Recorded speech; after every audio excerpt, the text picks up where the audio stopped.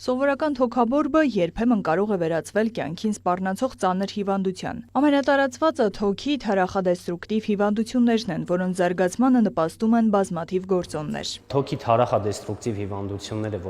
որպես վերցնենք առանձին վիրաբուժական պաթոլոգիա, ամենաշատը հանդիպում է թոքի աբսցեսը,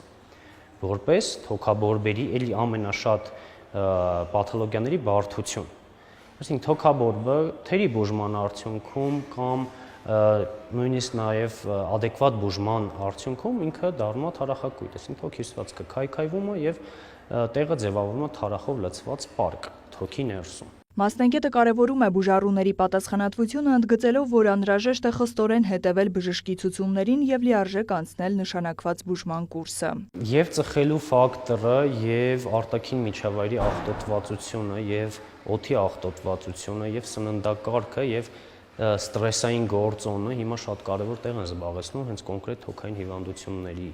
պարագայում ծխելը առանձնահատուկ։ Մենք օրինակ ունենք առանձնացված թոքի քաղցկեղի տարբերակ, առանձին թոքի քաղցկեղ, որը որ անմիջական կապը, անմիջական պատճառը հենց ծխելն է։ Դա արդեն գիտնականների կողմից ապացուցված է։ Թոքի քաղցկեղը շարունակում է մնալ աշխարհում քաղցկեղային մահացության գլխավոր պատճառներից մեկը։ ԱՀԿ-ի տվյալներով 2022 թվականին գրանցվել է շուրջ 2.5 միլիոն նոր դեպք։ Ամփոփելով մեր երկրի տված ստատիստիկ տվյալները, ունենք մի քանի ցուցանիշներ, որոնք կարելի է հիշատակել կոնկրետ թոքի քաղցկեղի վերաբերյալ։ Հաշվարկը արված 2010 թվականից, եթե 2010 թվականին 100,000 բնակչի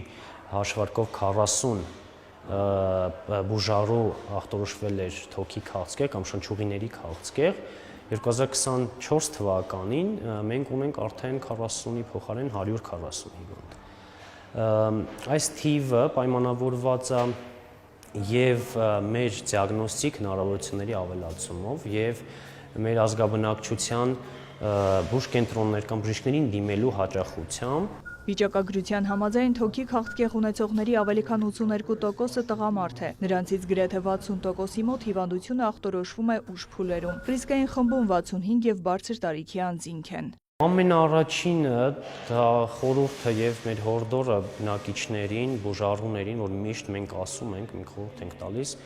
բոլորը, առավել եւս տղամարդիկ, տարին գոնե 2 անգամ դիմեն առաջնային օղակ սովորական կրծքավանդակի ռենտգեն անցնելու համար, որովհետև 2-6 ամսվա ինտերվալով, եթե ինչ-որ փոփոխություն էլ մենք ունենանք, գոնե ռենտգենաբանորեն մենք դա կարող ենք ֆիքսելու, հիվանդը ավելի շուտ կսկսի հետազոտվել, ավելի շուտ կհասնի իր բժշկի մոտ եւ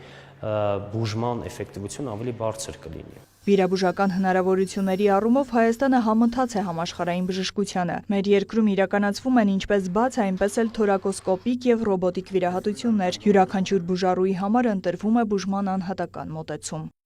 Նարայ Ոսկանյան, Հովհաննես Քյուրքչյան, Լուրեր։